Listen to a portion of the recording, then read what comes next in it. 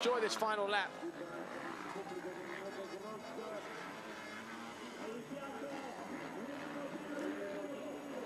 And he really is starting to enjoy it.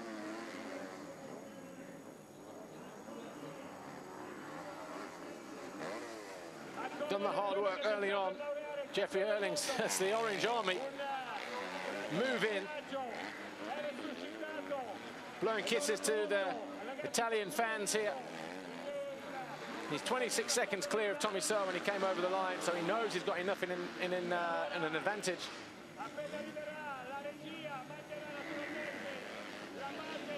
And he's just going to ride out the last 10 or 15 turns of this Faenza circuit.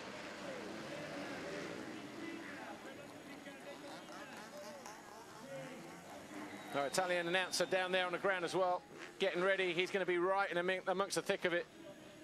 Who knows, he might even try to grab a word with our new world champion. But everybody on their feet, everybody clapping here.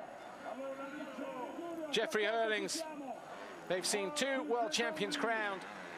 Tony Cairoli in MX1. He takes a bow as he goes down past pit lane. And it's a slow ride past the box. He lights the candles. Herlings is world champion 2012.